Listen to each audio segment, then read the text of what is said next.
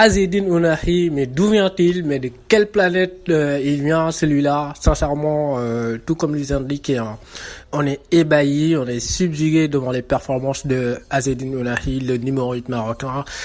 qui a encore une fois fait étalage de toute sa qualité technique, de toute sa palette technique face au Portugal en quart de finale de Coupe du Monde. Moi, tu me fais ça en match de poule de Coupe du Monde. Bah, je vais pas dire que ça m'impressionne pas, je vais pas dire que ça me fait rien, mais ça reste quand même des performances en match de poule. Mais quand tu me fais ça, quand tu me répètes ça face à l'Espagne et que tu remets la même performance ou même d'une qualité supérieure face au Portugal en quart de finale de Coupe du Monde, moi ça me laisse pas indifférent et je suis persuadé que ça laisse personne indifférent.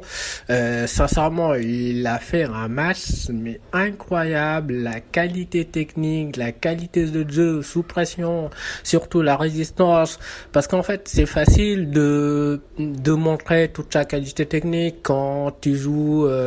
relax et que personne vient te marquer, quand tu es en dehors de la densité, quand tu fuis la densité, parce qu'aujourd'hui il y a beaucoup de milieux de terrain pour qu'ils puissent s'exprimer incroyablement bien. Ils ont besoin de se détacher un peu de la densité, c'est-à-dire décrocher très bas, là où personne va venir au marquage,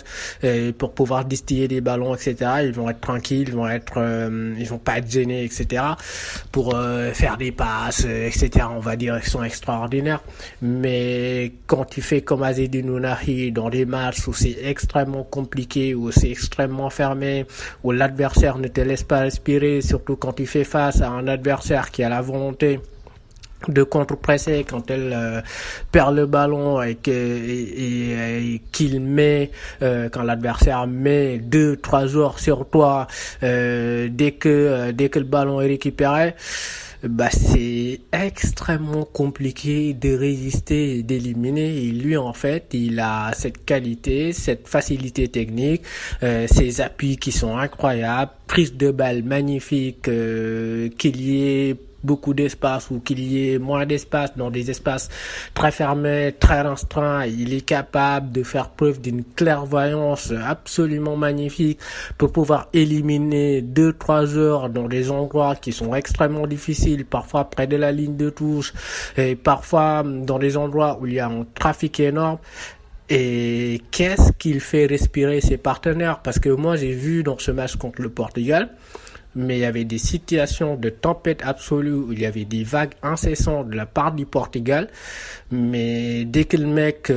avait le ballon dans les pieds, c'était 5, 10, 15 secondes où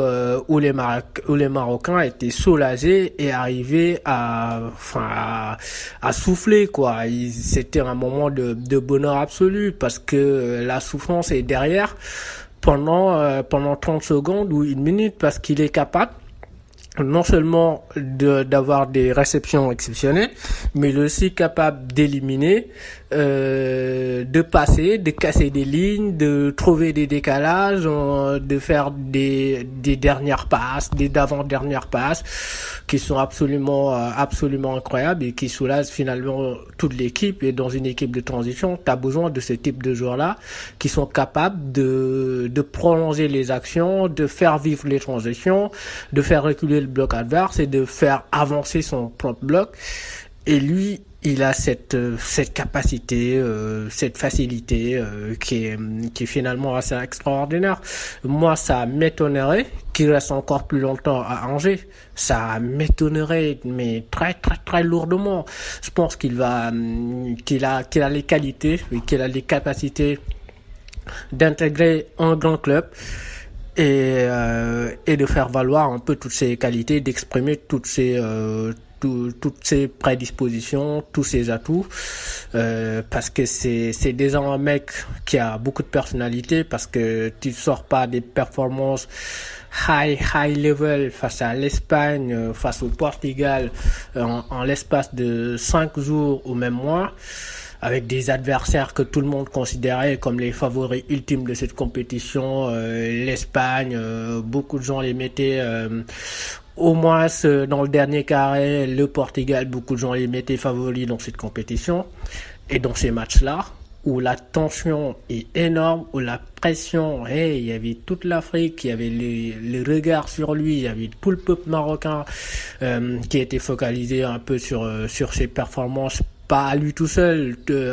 focalisé sur toute l'équipe bien sûr, mais après la déclaration d'amour, si je peux l'exprimer ainsi, de Luis Enrique, il y avait tout le monde qui avait les yeux rivés sur Azzedine Ounahi. On attendait un peu qu'il répète la même performance face au Portugal dans un niveau de compétition très élevé, et il a répondu présent. Ça, faut avoir un caractère, un état d'esprit, une personnalité énorme pour pouvoir assumer toute cette pression et le traduire en quelque chose d'absolument positif si vous voulez. Et ne ressentir aucune pression, quoi. Il a joué libéré, beaucoup de tranquillité, beaucoup de sérénité, hyper bas en ballon, et ça, j'aime beaucoup ça en milieu. Allez, c'était un peu tout pour ce débrief, on se retrouve